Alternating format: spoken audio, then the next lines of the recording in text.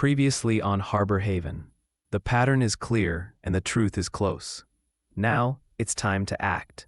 But in Harbor Haven, nothing goes quietly. Welcome to episode 20. Let's walk into the story with our storyteller. Welcome to the Harbor Haven Mysteries series. Volume 1, The Rolling Pin Conspiracy. This is Chapter 20, Setting the Trap. Let's continue. Once the truth begins to surface, the investigation changes direction. Instead of searching blindly for answers, the focus shifts toward confirming what the clues already suggest. Detective Hale understands that sometimes the best way to catch someone hiding a secret is to give them an opportunity to protect it. Clary listens carefully as a plan begins to take shape. If the conspiracy surrounding Arthur Dalrymple is real, then someone in Harbor Haven will eventually make a mistake. All they need is the right moment. Across from the harbour, the warm lights of Finch's Harbour Bakery glow like a hearth against the chilly dawn. Inside, the ovens are already working. Heat fills the kitchen with the comforting smell of rising bread, cinnamon, butter and coffee strong enough to wake the stubbornest soul in Harbor Haven. Clary Finch stands at the prep table shaping dough. Press, fold, turn. Her hands move from habit. Her mind is somewhere else.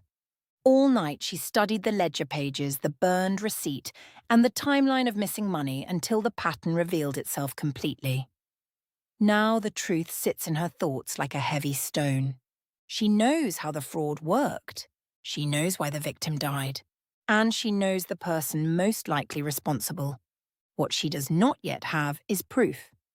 The bell over the bakery door jingles. Mrs. Dotty arrives first as usual, wrapped in her oversized blue sweater and carrying a tote bag that looks heavy enough to contain either groceries or political arguments. Morning, Clary. Morning. Mrs. Dotty settles into her usual table beside the front window. Behind her comes Owen Keller, removing his knit cap and stamping the harbour chill from his boots. Smells like heaven in here, he says. That's because heaven serves cinnamon rolls, Mrs. Dotty replies. The room begins filling with the usual early customers. 2 fishermen, a delivery driver, a retired teacher who reads the morning paper like it personally offended her. Coffee pours, chairs scrape. The quiet buzz of morning conversation spreads across the room. And, as it has every morning since the murder, the subject eventually surfaces. You hear anything new about the investigation? One fisherman asks. Mrs. Dotty snorts into her mug. Only that Harbor Haven has more theories than a courtroom drama. I heard the sheriff's looking into those harbour development finances, another man says. Clary pauses slightly as she brushes flour from the counter. Owen notices. What kind of finances? He asks casually. The fisherman shrugs. Something about missing money. Mrs. Dotty leans back in her chair. Well, that makes sense. How so? In this town, people don't kill over pastry recipes, she says. They kill over money. Clary finishes arranging a tray of biscuits and carries them to the display case. Mrs. Dotty's words echo in her mind.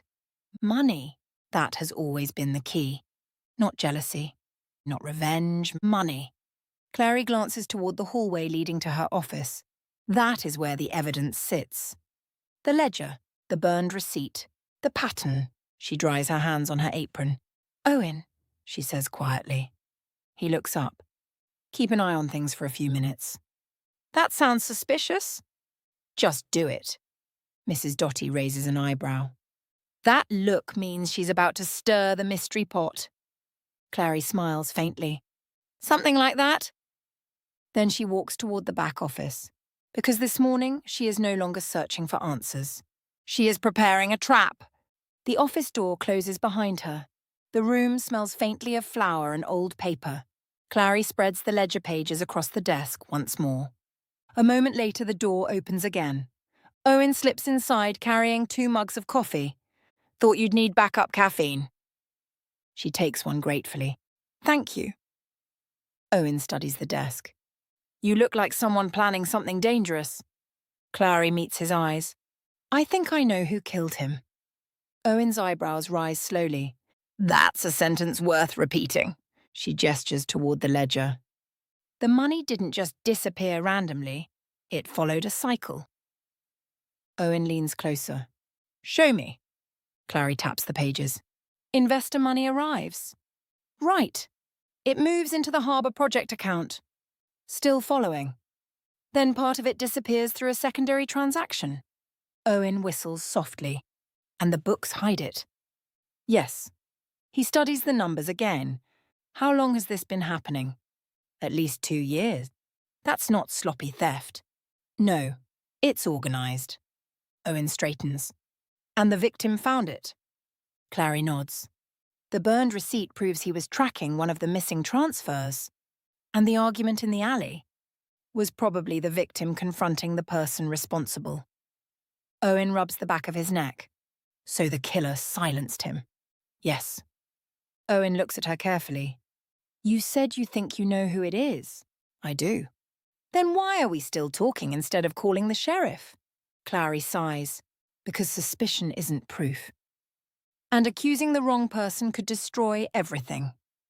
Owen nods slowly. So what's the plan? Clary walks to the corkboard and points to the pattern she mapped earlier. The killer believes the financial records are still hidden. Right. So I'm going to suggest otherwise. Owen tilts his head. You're going to bluff. Not completely. What do you mean?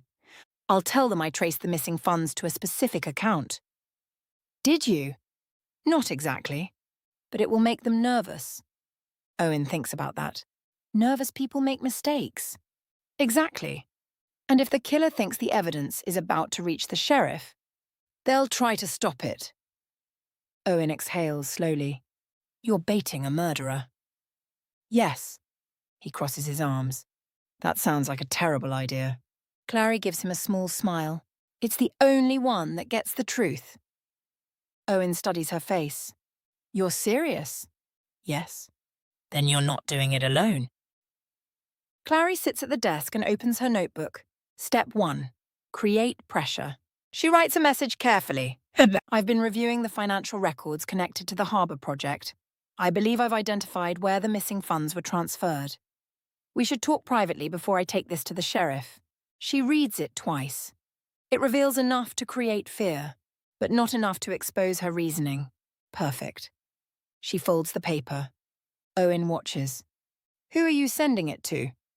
Clary hesitates. Someone with access to the records? That narrows it down. She gives him a look. Yes.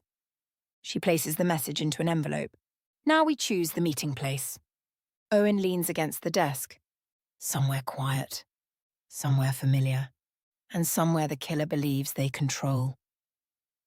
Clary thinks for a moment. Then she says quietly, the alley. Owen frown. The same place the victim died? Yes. That's bold. It's symbolic. And isolated. Owen rubs his chin. The killer will believe they can intimidate you there. That's exactly what I want. Owen studies her again. You've thought this through. All night. Clary sits alone after Owen leaves. The bakery noises drift faintly through the office door. Coffee cups. Laughter. Life continuing as if Harbour Haven hasn't been holding its breath for weeks. She studies the evidence board again. The fraud pattern. The investor deposits. The missing transfers. The burned receipt. Everything fits together now, but she forces herself to question it again. First, reasoning. If the financial cycle is correct, then the person behind it must control the accounts. Second, reasoning. If the victim confronted the killer in the alley, then the killer feared exposure. Third, reasoning. If the killer warned Clary to stop investigating, they know she's close. That means the trap will work, because fear makes people reckless. Still, she feels the risk. If she's wrong, she could accuse an innocent person. If she's right, she could walk straight into danger. But the truth won't surface on its own. Someone has to force it into the light. Clary closes the notebook. Tonight, she will. Night settles over Harbour Haven. The harbour wind grows colder. Streetlights flicker to life along the waterfront. The bakery closes early. Clary locks the door and walks slowly toward the alley behind the building. The same place where the victim died. The same place where the truth began. Dim harbour lights reflect off wet cobblestones. The town feels strangely quiet. Clary waits beside the back door. Her heart beats steadily. Minutes pass. Then, footsteps. Slow, measured. A figure appears at the far end of the alley. The shadow moves closer beneath the yellow glow of the street lamp. Closer, closer. Clary studies the approaching silhouette. The suspect has come. Tonight the trap closes, and the truth is finally about to reveal itself. Thank you for listening to Chapter 20 of The Rolling Pin Conspiracy. Join us next time. In Harbour Haven for Chapter 21, the truth comes out. And, know in Harbour Haven, the ovens may cool, but the mystery never does. The trap is set. Now comes the risk. Next time, episode 21, the truth comes out, because when the truth finally surfaces, it doesn't come quietly.